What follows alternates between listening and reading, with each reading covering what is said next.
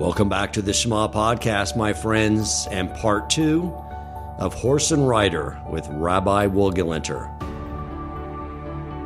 Welcome to the Shema podcast, the podcast for the perplexed, where Torah insights intertwined through personal stories as well as interviews with leading Torah scholars demonstrate the empowering qualities of Torah and mitzvot. For more great Torah learning through Torch, the Torah Outreach Center of Houston, go to torchweb.org. Now to the show. What am I going to do about it? So practically, what am I going to do about it, right? What am I going to do about it? So you say, number one, I'm not going to allow that to get in the way of the things I know I need to do. So that's number one. You're not going to win. I know that trick, right? I know that trick. I know what you're trying to get me to do. You're trying to get me not to pray. But even though I feel like a lowlife, and even though I have this emotion and I feel down and I feel I might even be in this some sort of funk or depression and it's dragging me down, but I know that trick. So I'm able to step away from it and say, now let me analyze it. Is there a way for me to channel that? I feel down. I feel broken. Well, maybe I need to come to God as a broken person and say, God, I'm broken. I am. Help me. Maybe that's exactly the emotion that I need to understand where I'm holding in life. Not to just sit on the emotion, internalize it, and say, I'm broken, that's the end of the story. But rather, I'm broken and I'm going to do something about it. I'm broken, I'm going to turn to Hashem to help me with it. Like a common emotion, negative emotion I feel is overwhelmed. A lot of stuff going on at work. I got a lot of goals of learning and learning for work and all these responsibilities. So feeling overwhelmed, right? But that you're right, that can be turned into something very positive because it also can be very well attached to humility and staying for the presence of the Almighty. It's like, help me. There is no way that I could do this without you. Exactly. I know acutely inside of me that there is so much ahead of me in this project, life, whatever it is. Right. My hands are tied without you being able to untie them.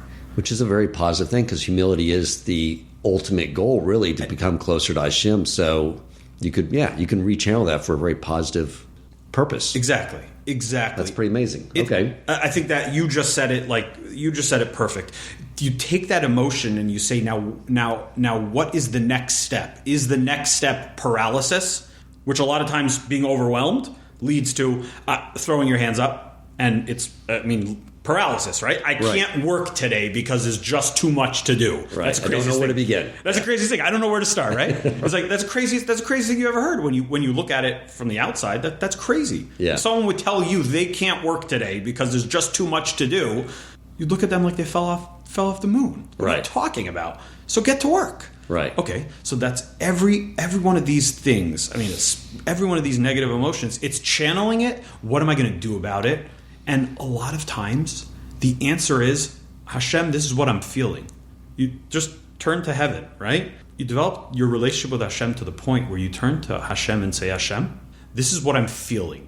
I have a body and it has emotions, and this emotion is coursing through my veins right now. I cannot win without your help. And just, you say those words, and all of a sudden, I don't know if we talked about this before, but all of a sudden, that stress level or that anxiety level all of a sudden starts to lower. Why? Like you just said, because of humility. If you have to control everything, that's quite overwhelming. Yeah. If it's all up to you and all riding on your shoulders, the company, the family, the livelihood, the errands, whatever it may be. Right. If it's all riding on you, that's a big burden to carry around. Right. But all of a sudden, you say these words, wherever you are, you turn to Hashem and you say, Hashem, there is no way that I could do this without you. And all of a sudden, your brain flips. Your brain tells you, now you're sharing the burden with the ultimate carrier of all burdens.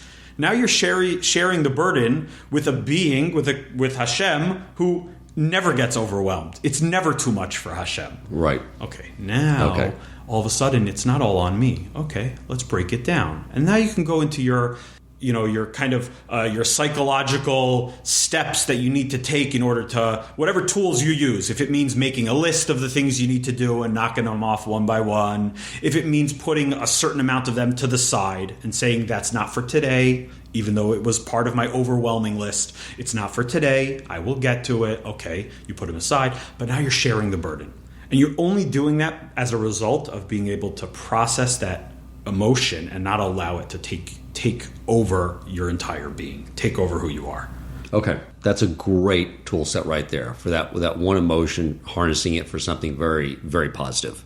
If on days when everything's just firing off right and I'm highly productive and things are going my way, I'm probably making the mistake of not feeling as connected to Hashem because I got it.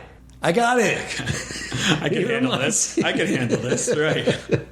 So what about those moments when, and I know a lot of the emotions begin with the thoughts. It's the thoughts we hold in our mind. You have to be very careful because you can hold thoughts about maybe things happening with work, and those can lead to a lot of negative emotion, causing you to potentially make a very poor decision on how you interact with a colleague or someone.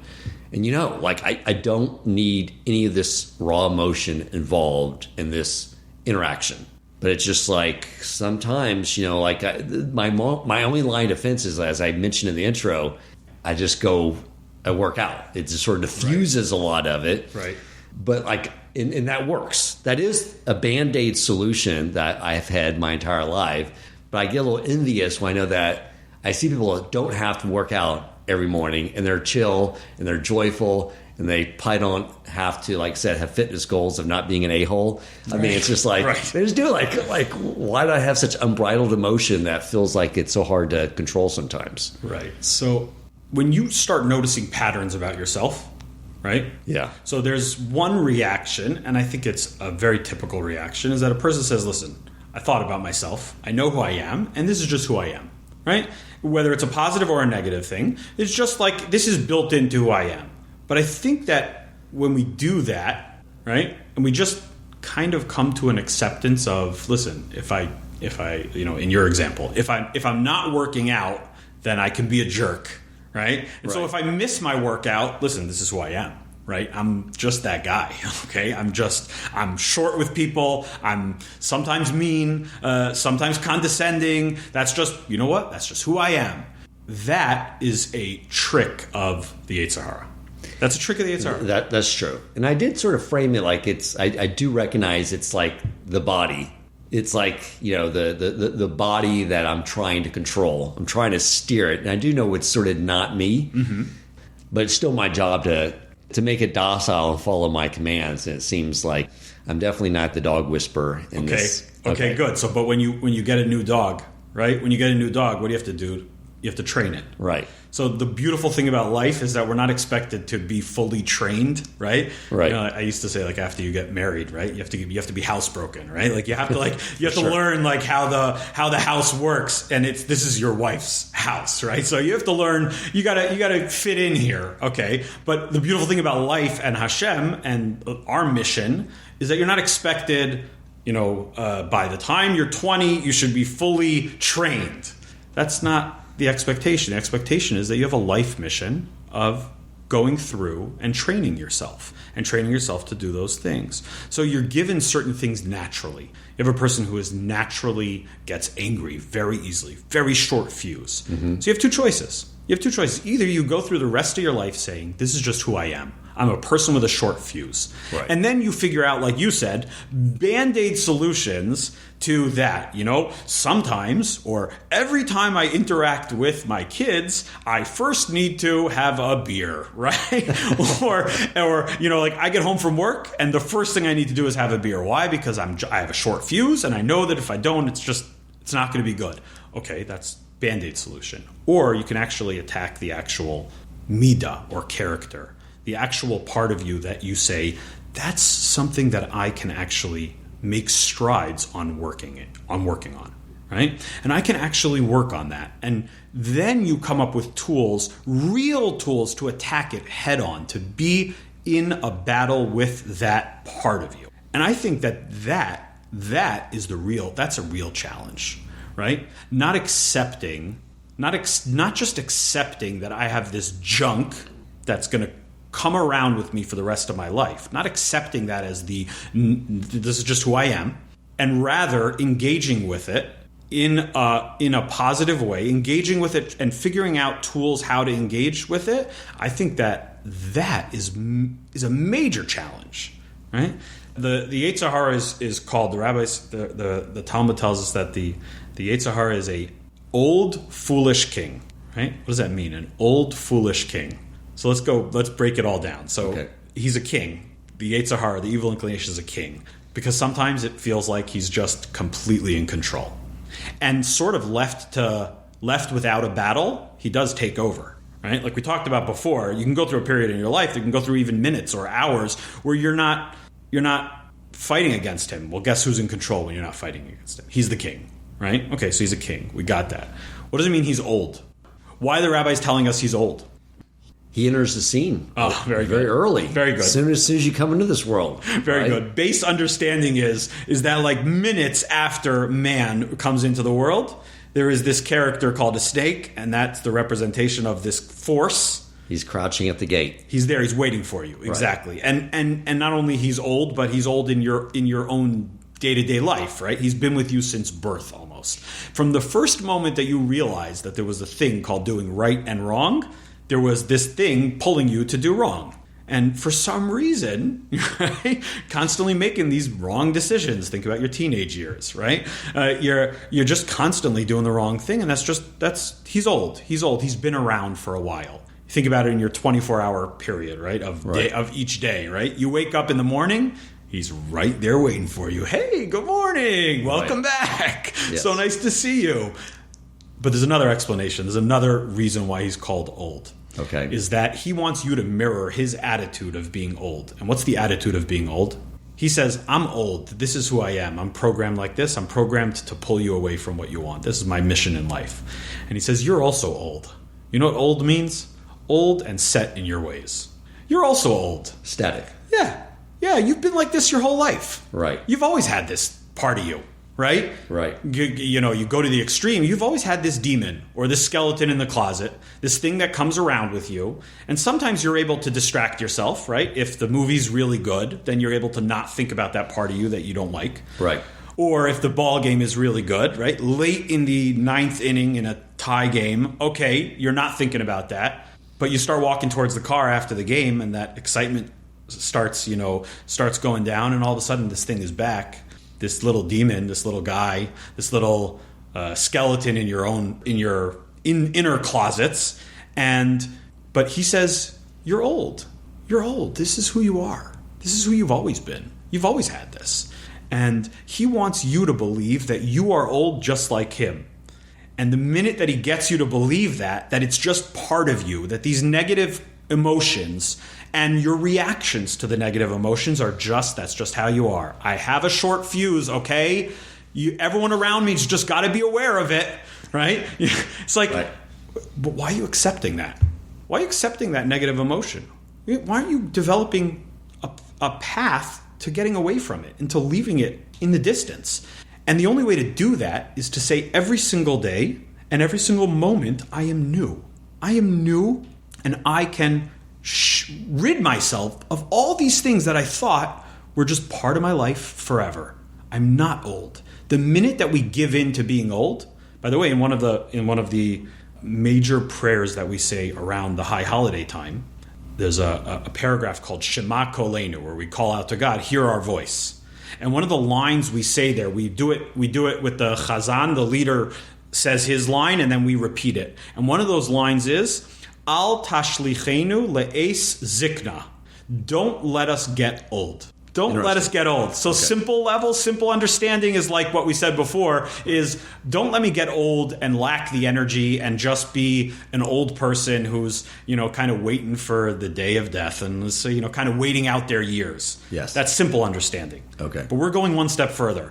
Don't let me get old. Don't ever let me get complacent with who I am and just say, this is the way I am. I have X problem, whatever the problem is, and I carry it around with me. Don't ever give in to that, because that's the trick of the old tricky king. That's his trick. And he's all about trick. And that's one of his major tricks is you're old just like I'm old. Gotcha. Okay. That's a major insight when you talk about emotions. I believe that what the rabbis are telling us, a major insight when we talk about emotions, is not ever accepting that that's just who I am. They're not. They don't define who we are. They're out. They're external.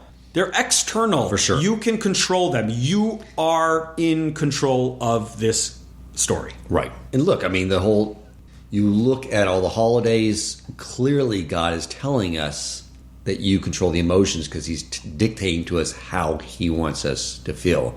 The 10th commandment, he's telling us how I want you to feel. Correct. That's what I was mentioning. Like, this is the task at hand, is to harness not only our thoughts, but the emotions of the body to commandeer it. But so I appreciate these tactics.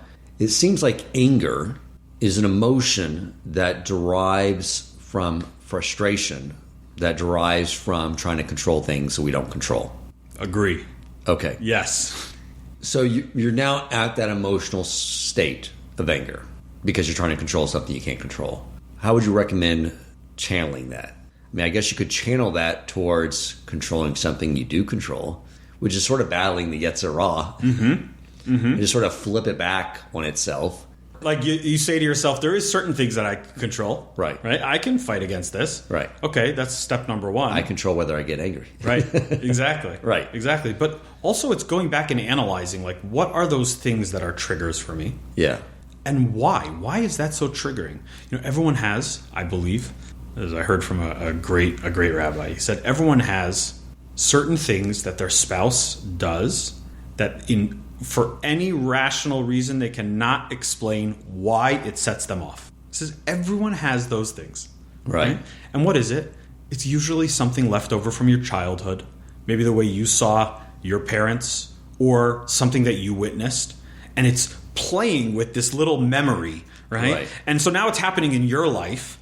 And we have it in work also. Someone who comes out of a bad working relationship or a bad work environment. They get to their next job and they're hyper vigilant not to repeat that problem, right? Not to repeat whatever it was, that situation. Right. And then the boss is like, whoa, I don't know why the guy just stormed out of the office. All I said was, do you think, next time you're at Starbucks, can you get me a coffee?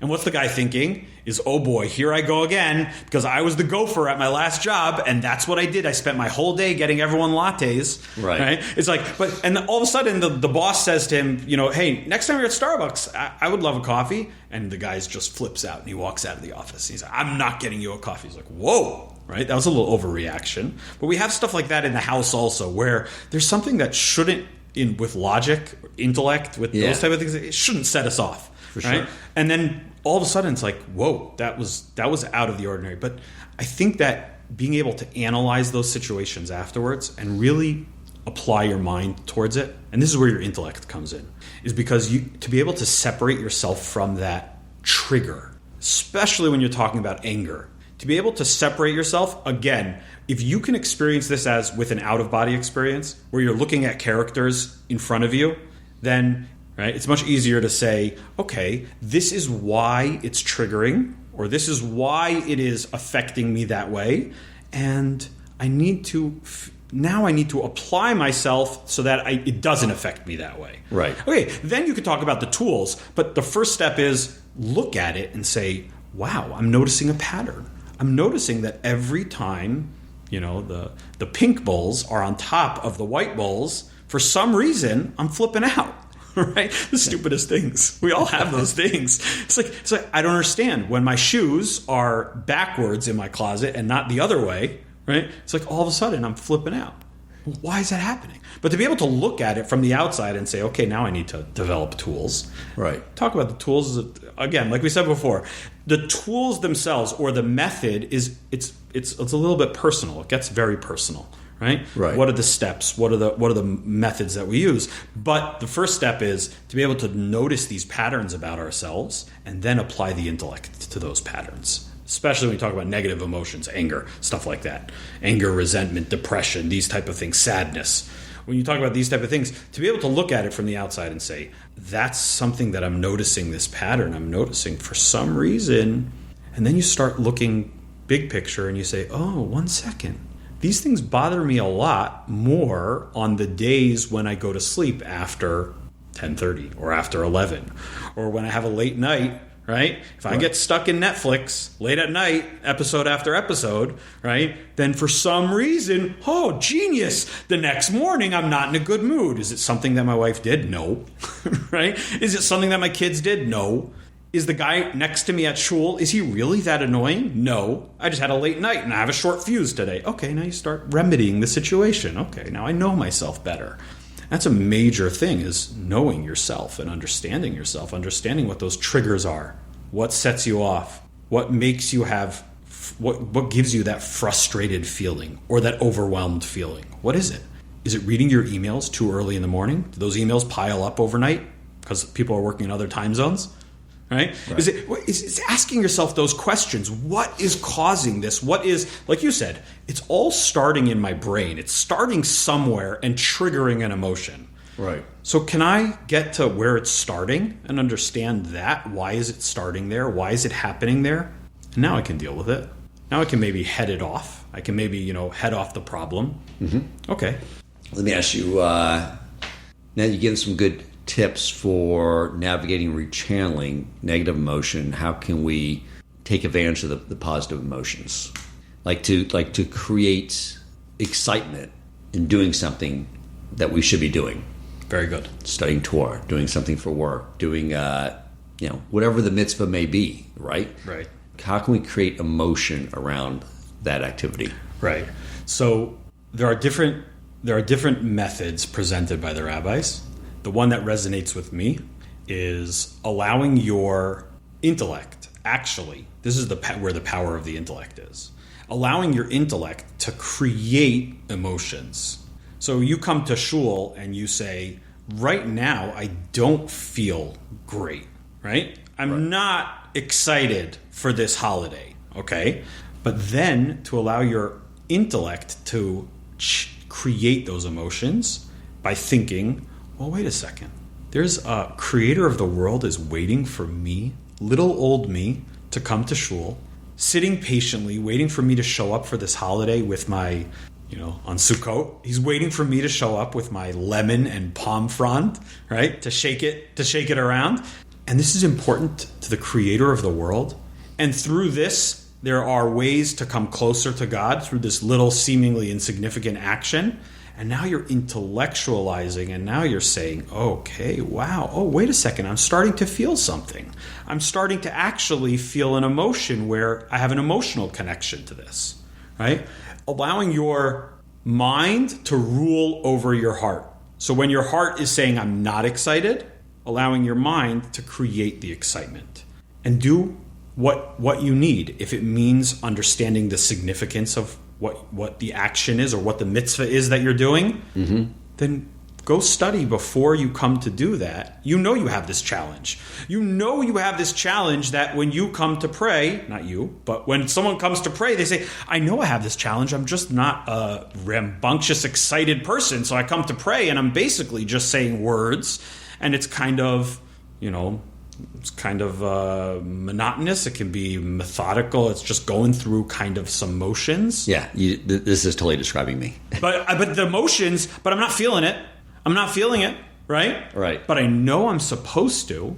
Okay, well, start applying your intellect to that, which means there has to be some preparation done, intellectual preparation to understand what it is that we're trying to do, intellectual preparation to understand what emotions am I trying to reach. Because if you're just talking about lack, like I don't feel it, it's very hard to fill that hole, to fill that gap, right? I don't feel it. Okay, so now what are you supposed to feel?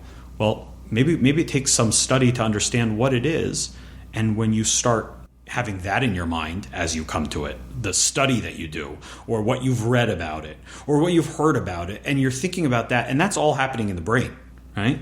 But the way the Baal Tanya says, the way the Tanya that we studied together, the way the Tanya says it is that your mind can actually create those emotions by focusing on certain things, right? talk about the way he says it, and it's a great example, right? A person says, I know I'm supposed to have you have a commandment, you're supposed to love God, right? A person says, well, I'm not so lovey-dovey. So like, what am I supposed to do, right? I'm not this cuddly guy. So how am I supposed to feel this?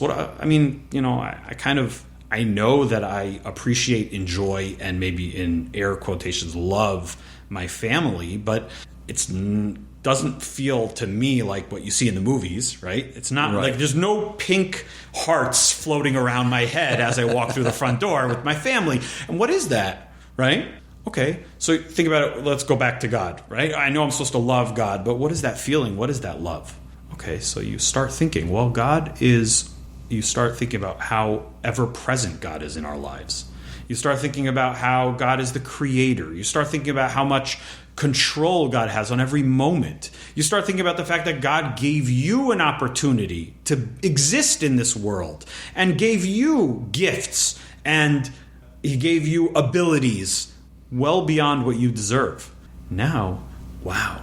And he gave you tools. And he chose you. And he chose you to be part of his nation and to be part of his world. I mean, now you start talking. You start you start feeling. Now we're talking emotion. You start feeling drawn towards this being. Right. I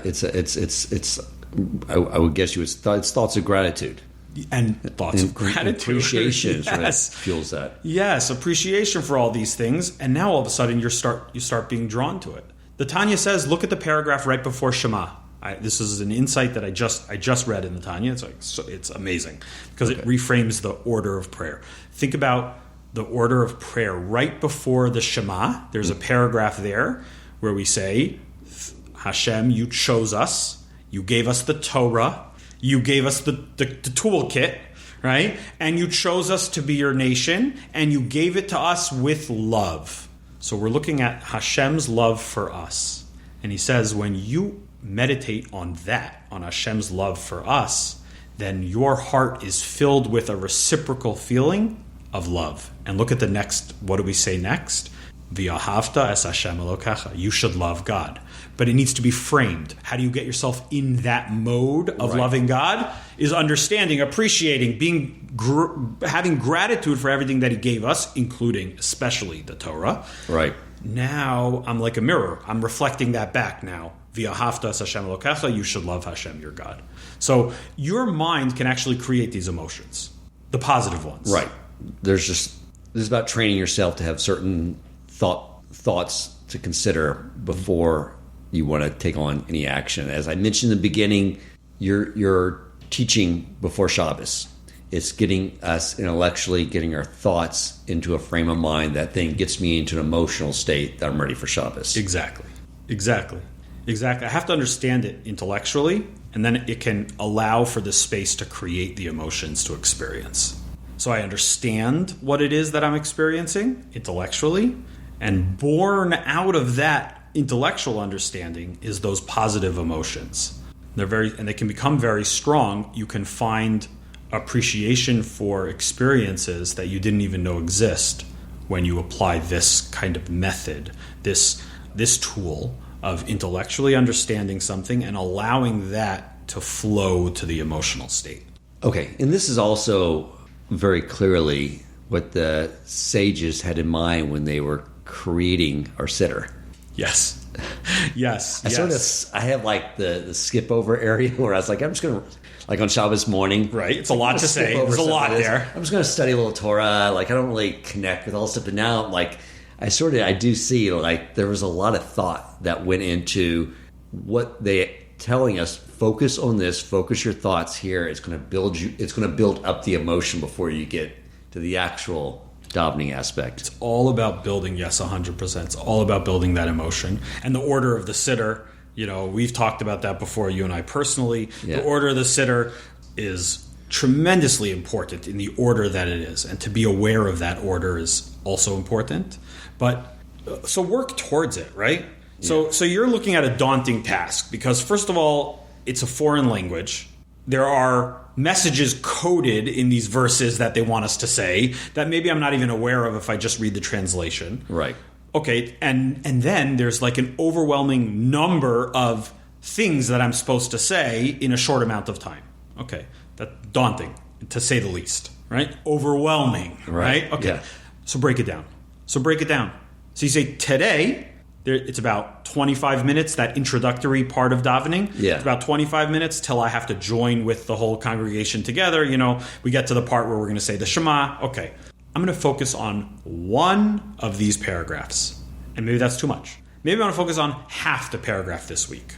And all I'm going to do is read it slowly and say, I am inside of this paragraph. So that means when King David is describing something in Psalms, yes, and he says, my enemies attack me and leave me by the side of the road, beaten and bloodied, right? When he's talking about his life, you say, it's not, he's using those words, but it's about my life. Right. I've been given this tool, these words, because it's about my life.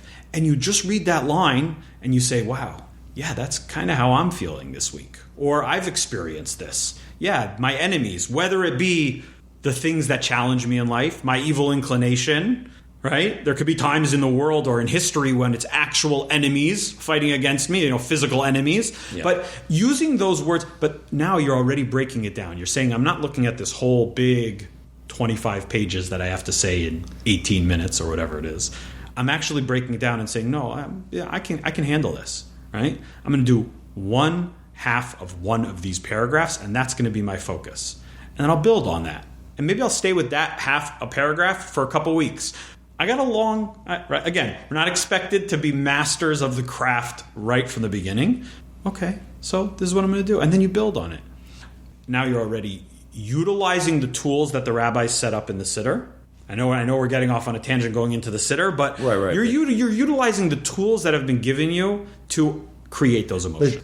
But the sages who, light years above any of us today, and they're basically providing us a formula on how to invoke emotion, which is formulaic that can be applied to anything.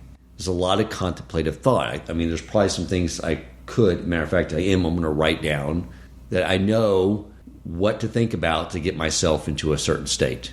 As I mentioned in the intro, one of the first things I would sit there and contemplate is my early learning from the Ramchal on why God created the world, because it would create such a fervor of gratitude and just unbelievable emotion thinking about that he did create all this, the entire world, for us, right, to have an opportunity to have a relationship with him. And even more than for us, for me. For me, exactly. Yes, I did say that. Yes. Like, we're supposed to be sort of selfish in that and say the world was created for me. Correct. And that created so much emotion. I used to contemplate that all the time because I was trying to build up the motivation to take on learning all the mitzvot and then the resolve to actually do them all. That's something I could easily tap back into again.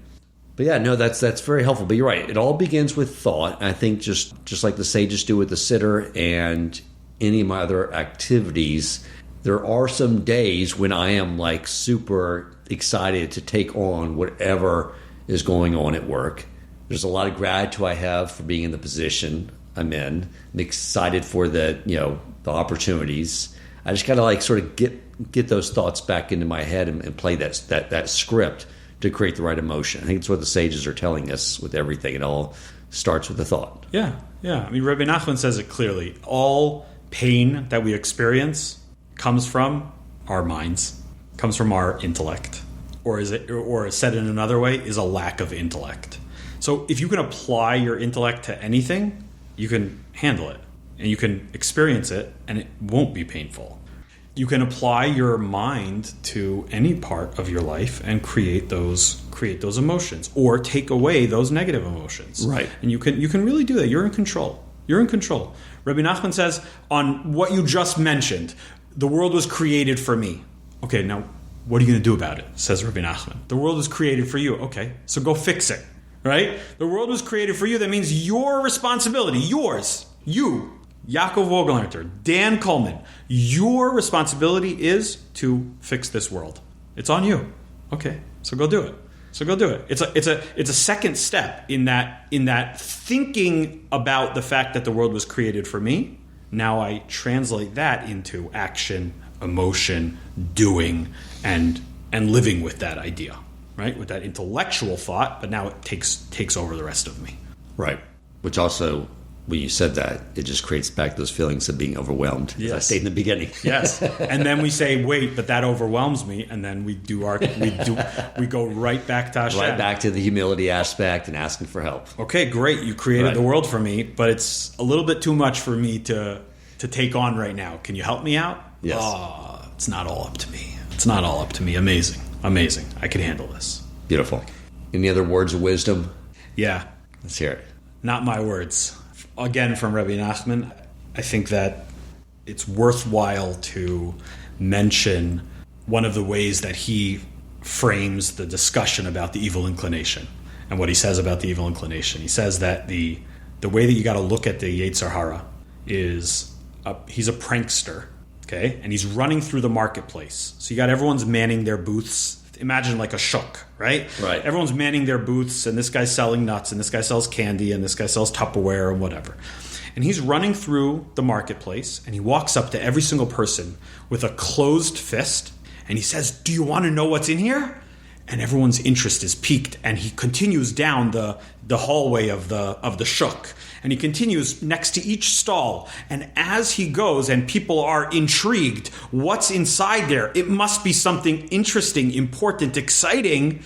It might be what I've been missing in my life. And all the shopkeepers start following him as he continues walking, and he's building up a crowd.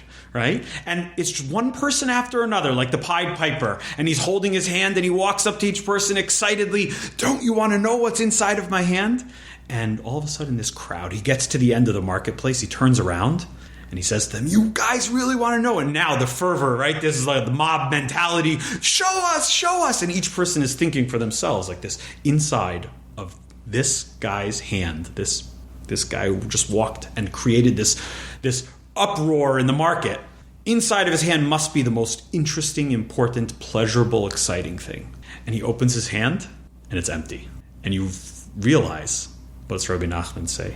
You realize that he's constantly tricking you and telling you that whatever it is that he has is what you want. And it's what you've always desired.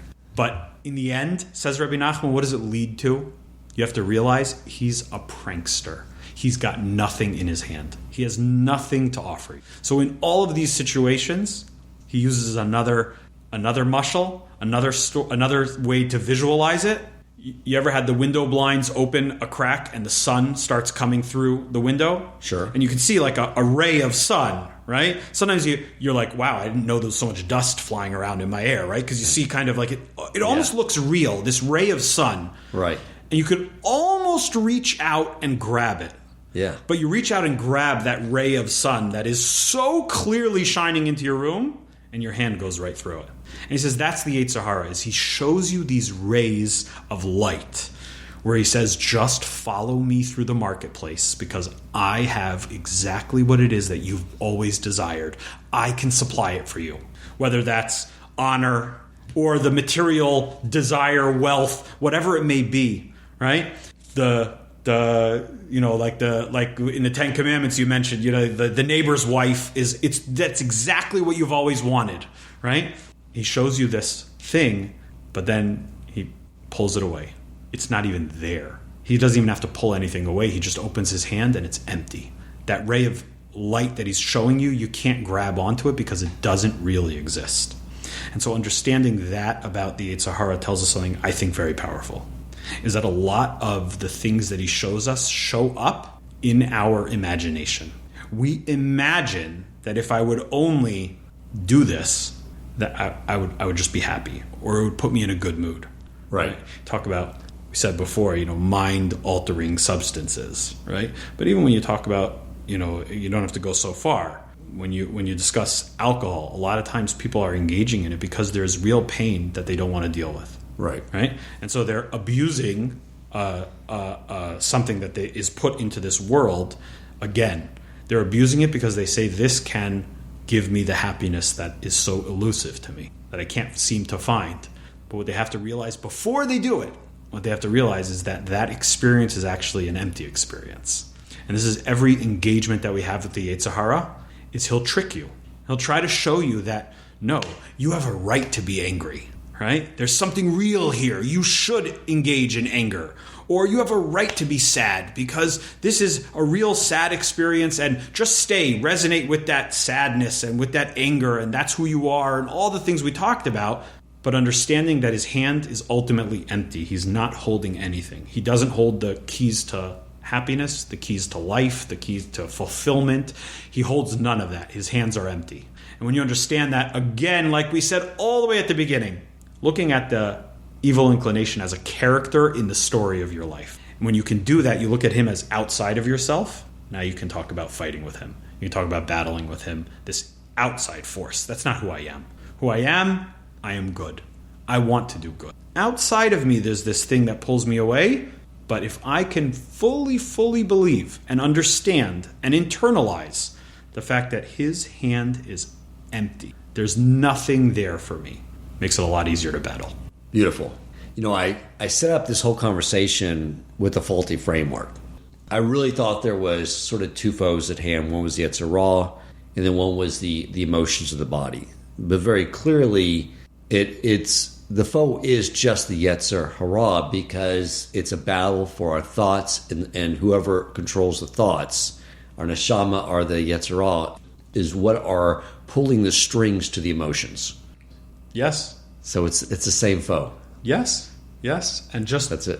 And we said before, step number one, if this sounds daunting and all these battles sound scary, step number one is to know you've already won the battle if you're thinking about how to engage in battle. Right? You've talked on other episodes of the art of war. If a person's even thinking about this as a war, you've already won the first battle. You know that there's a fight ahead of you. You know that you have to engage with it. You know you have to hit it head on.